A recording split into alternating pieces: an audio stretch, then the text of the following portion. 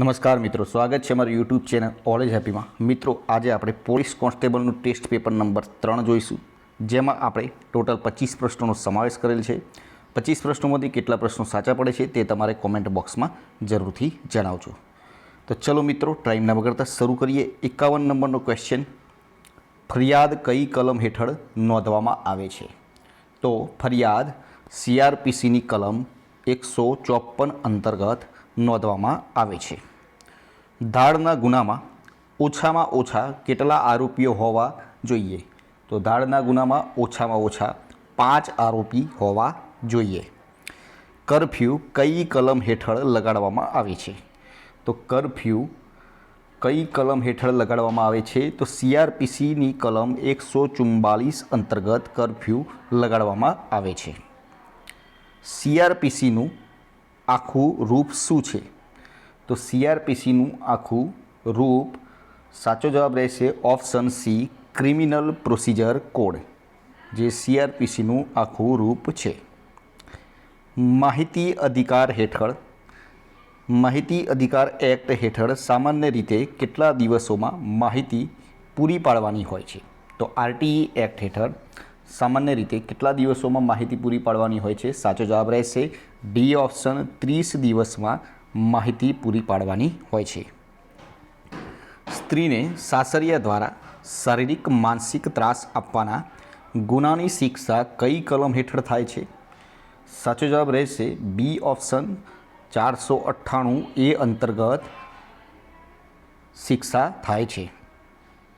57 નંબરનો ક્વેશ્ચન, ઇપીકોક 420 શાને લગતી છે?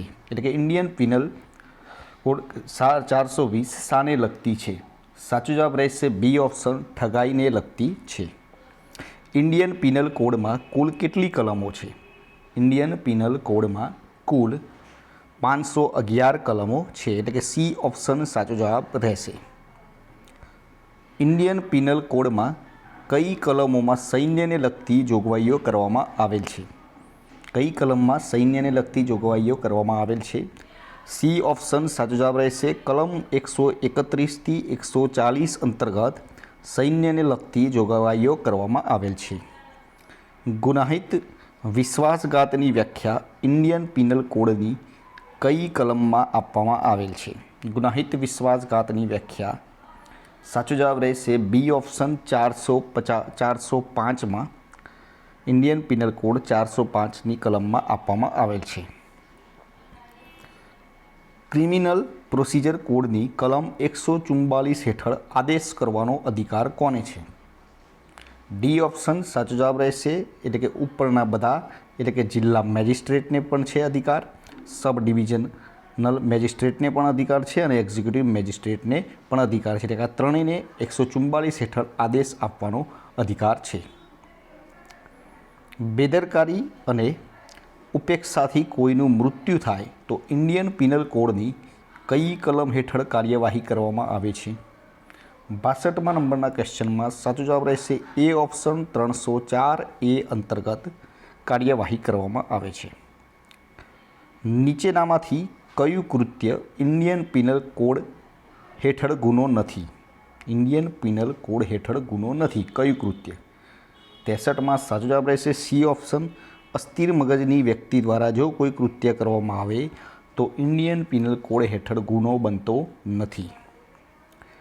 ઇન્ડિયન પિનલ કોડની કલમ 306માં કયા ગુનાની સજા દર્શાવેલ છે? IPC 306માં કયા ગુનાની સજા દર્શાવેલ છે? તો આઘાતનું દુષ્પ્રેરણ, જે 306માં દર્શાવેલ છે। ઇન્ડિયન પિનલ કોડ મુજબ કેટલા વર્ષથી નીચેની વય ધરાવતા બાળકે કરેલ કૃત્ય ગુનો બનતો નથી? કેટલા વર્ષથી નીચેનું બાળક હોય અને એને જો કોઈ ગુનો કર્યો હોય તો એ બનતો નથી? તો સાચો જવાબ રહેશે બી ઓપ્શન, એટલે કે 7 વર્ષથી નીચેનું બાળક જ્યારે કોઈ ગુનો કરે તો એ ગુનો બનતું નથી। આગળનો ક્વેશ્ચન, ગેરકાયદેસર મંડળીની વ્યાખ્યા ઇન્ડિયન પિનલ કોડની કઈ કલમમાં આપેલ છે? તો સાચો જવાબ રહેશે સી ઓપ્શન, 141ની કલમમાં ગેરકાયદેસર મંડળીની વ્યાખ્યા આપવામાં આવેલ છે। નીચેના પૈકી કયું સ્વરૂપ ધારણ કરવું એ ઇન્ડિયન પિનલ કોડમાં ગુનો બનતો નથી? કયા સ્વરૂપમાં ઇન્ડિયન પિનલ કોડમાં ગુનો બનતો નથી? નીચેના 4 ઓપ્શનમાંથી સાચો જવાબ રહેશે બી ઓપ્શન, રબારીનો વેશ ધારણ કરવો, જે ઇન્ડિયન પિનલ કોડમાં ગુનો બનતો નથી. ઇન્ડિયન પિનલ કોડ ગુનાની વ્યાખ્યા કઈ કલમમાં આપવામાં આવેલ છે?